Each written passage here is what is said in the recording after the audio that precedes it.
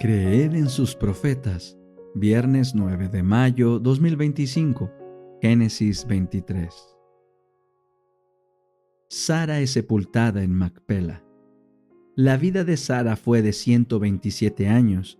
Estos fueron los años de Sara.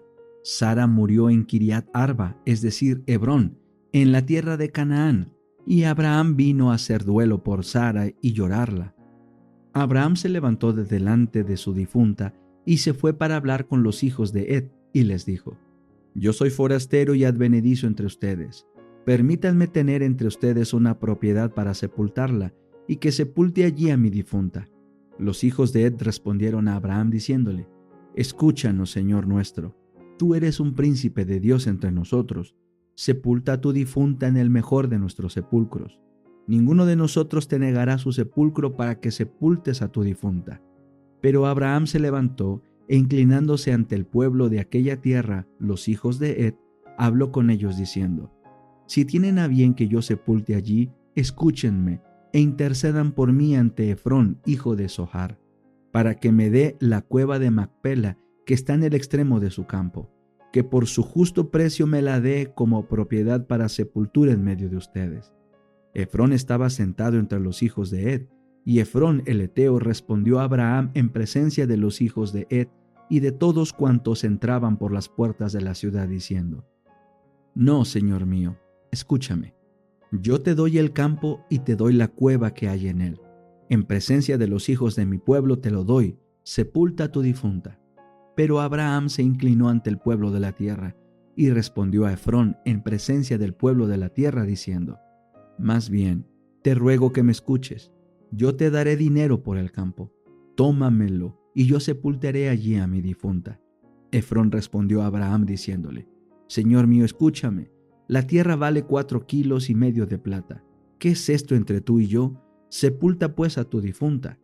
Entonces Abraham escuchó a Efrón, y en presencia de los hijos de Het, pesó para Efrón la plata que éste le dijo: 4,5 kilos de plata de buena ley entre mercaderes. Así el campo de Efrón que estaba en Macpela, frente a Mamre, tanto el campo como la cueva que había en él, junto con todos los árboles que había en el campo y en sus contornos, pasó a ser propiedad de Abraham, en presencia de los hijos de Het, de todos los que entraban por las puertas de su ciudad.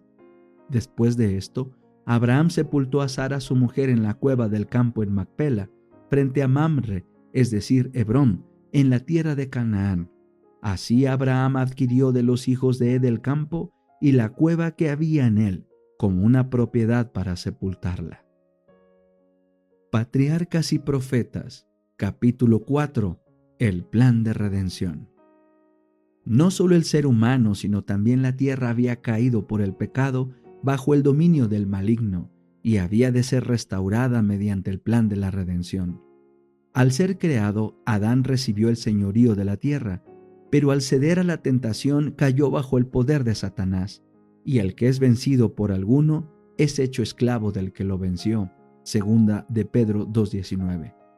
Cuando el hombre cayó bajo el cautiverio de Satanás, el dominio que antes ejercía pasó a manos de su conquistador. De esa manera Satanás llegó a ser el Dios de este siglo. Segunda Corintios 4:4. Él había usurpado el dominio que originalmente fue otorgado a Adán, pero Cristo, mediante su sacrificio, al pagar la pena del pecado, no solamente redimiría al hombre, sino que también recuperaría el dominio que éste había perdido. Todo lo que perdió el primer Adán será recuperado por el segundo. El profeta dijo: Y tú, torre del rebaño, fortaleza de la hija de Sión, tú recobrarás el señorío de antaño. Miqueas 4:8. Y el apóstol Pablo dirige nuestras miradas hacia la redención de la posesión adquirida. Efesios 1:14. Dios creó la tierra para que fuera la morada de seres santos y felices. El Señor que creó los cielos, Él es Dios, el que formó la tierra, el que la hizo y la compuso. No la creó en vano, sino para que fuera habitada la creó. Isaías 45:18. Ese propósito será cumplido cuando sea renovada mediante el poder de Dios y libertada del pecado y el dolor. Entonces se convertirá en la morada eterna de los redimidos. Los justos heredarán la tierra y vivirán para siempre en ella. Y no habrá más maldición. El trono de Dios y del Cordero estará en ella. sus siervos lo servirán. Salmos 37:29, Apocalipsis 22:3. Mientras fue inocente, Adán gozó de abierta comunión con su Creador, pero el pecado produjo separación entre Dios y el hombre, y únicamente la expiación de Cristo podía eliminar el abismo y hacer posible la transmisión de las bendiciones de la salvación entre el cielo y la tierra. El hombre tenía vedada la comunicación directa con su Creador, pero Dios se comunicaría con él por medio de Cristo y de los ángeles. En esa forma se revelaron a Adán importantes acontecimientos que se producirían en la historia humana, desde el tiempo en que fue pronunciada la sentencia divina en el Edén hasta el diluvio, y desde allí hasta el primer advenimiento del Hijo de Dios. Se le mostró que si bien el sacrificio de Cristo tendría suficiente valor para salvar a todo el mundo, muchos escogerían una vida de pecado más bien que de arrepentimiento y obediencia. Los crímenes aumentarían en las generaciones sucesivas y la maldición del pecado pesaría cada vez más sobre la raza humana, las bestias y la tierra. La vida del hombre sería cortada por su propio pecado, disminuirían su estatura y resistencia física, así como su poder intelectual y moral, hasta que el mundo se llenara de toda clase de miserias. Mediante la complacencia del apetito y las pasiones, los hombres se incapacitarían para apreciar las grandes verdades del plan de redención. No obstante, fiel al propósito por el cual dejó el cielo, Cristo mantendría su interés en los hombres y seguiría invitándolos a ocultar sus debilidades y deficiencias en Él. Supliría las necesidades de todos los que vengan a Él con fe, y siempre habría unos pocos que conservarían el conocimiento de Dios y que guardarían incólumes en medio de la prevaleciente iniquidad. El sacrificio de animales fue ordenado por Dios para que sirviera a la humanidad como un recuerdo perpetuo, un penitente reconocimiento de su pecado y una confesión de su fe en el Redentor prometido. Tenía por objeto revelar a la raza caída la solemne verdad de que el pecado era lo que causaba la muerte. Para Adán, el ofrecimiento del primer sacrificio fue una ceremonia muy dolorosa. Tuvo que alzar la mano para quitar una vida que solo Dios podía dar. Por primera vez iba a presenciar la muerte y sabía que si hubiera sido obediente a Dios, no la habrían conocido el hombre ni las bestias. Mientras mataba a la inocente víctima, temblaba al pensar que su pecado haría derramar la sangre del Cordero Inmaculado de Dios. Esta escena le dio un sentido más profundo y más claro de la enormidad de su transgresión, que nada sino la muerte del querido Hijo de Dios podía expiar, y se admiró de la infinita bondad que daba semejante rescate para salvar a los culpables. Una estrella de esperanza iluminaba el tenebroso y horrible futuro, y lo libraba de una completa desesperación. Pero el plan de redención tenía un propósito todavía más amplio y profundo que el de salvar al hombre.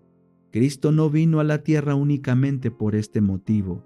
No vino meramente para que los habitantes de este pequeño mundo acataran la ley de Dios como debe ser acatada, sino que vino para vindicar el carácter de Dios ante el universo. A este resultado de su gran sacrificio, a su influencia sobre los seres de otros mundos, así como sobre el hombre, se refirió el Salvador cuando poco antes de su crucifixión dijo: «Ahora es el juicio de este mundo, ahora el príncipe de este mundo será echado fuera, y yo, cuando sea levantado de la tierra, a todos atraeré a mí mismo». Juan 12, 31 y 32. El acto de Cristo de morir por la salvación del hombre no solo haría accesible el cielo para los hombres, sino que ante todo el universo justificaría a Dios y a su Hijo en su trato con la rebelión de Satanás, demostraría la perpetuidad de la ley de Dios y revelaría la naturaleza y las consecuencias del pecado. Desde el principio, el gran conflicto giró en derredor de la ley de Dios. Satanás había procurado probar que Dios era injusto, que su ley era defectuosa y que el bien del universo requería que fuera cambiada. Al atacar la ley, procuró derribar la autoridad de su autor. En el curso del conflicto habría de demostrarse si los estatutos divinos eran defectuosos y sujetos a cambio o perfectos e inmutables. Cuando Satanás fue expulsado del cielo, decidió hacer de la tierra su reino. Cuando sedujo y venció a Adán y a Eva, pensó que había conquistado la posesión de este mundo. «Porque me han escogido como su soberano», dijo él, alegaba que era imposible que se otorgara perdón al pecador, que por lo tanto los miembros del género humano caído eran legítimamente sus súbditos y el mundo era suyo. Pero Dios dio a su amado Hijo, que era igual a él, para que sufriera la pena de la transgresión, y proveyó así un camino mediante el cual ellos pudieran ser devueltos a su favor y a su hogar edénico. Cristo emprendió la tarea de redimir al hombre y de rescatar al mundo de las garras de Satanás. El gran conflicto que inició en el cielo iba a ser decidido en el mismo mundo, en el terreno que Satanás reclamaba como suyo. El universo entero se maravilló al ver que Cristo debía humillarse a sí mismo para salvar al hombre caído. El hecho de que aquel que había pasado de una estrella a otra, de un mundo a otro, dirigiéndolo todo, satisfaciendo mediante su providencia las necesidades de todo orden de seres de su enorme creación, consintiera en dejar su gloria para tomar sobre sí la naturaleza humana, era un misterio que todas las inmaculadas inteligencias de los otros mundos deseaban entender. Cuando Cristo vino a nuestro mundo en forma humana, todos estaban interesados en seguirlo, mientras recorría paso a paso sus senderos salpicados de sangre, desde el pesebre hasta el Calvario. El cielo notó las afrentas y las burlas que él recibía, y supo que todo era instigado por Satanás. Presenció la obra de dos poderes contrarios, Satanás arrojando constantemente tinieblas, angustia y sufrimiento sobre la raza humana, y Cristo oponiéndosele. Observó la batalla entre la luz y las tinieblas a medida que se reñía con más ardor, cuando Cristo exclamó en la cruz en su expirante agonía: «Consumado es». Un grito de triunfo resonó a través de todos los mundos y a través del mismo cielo.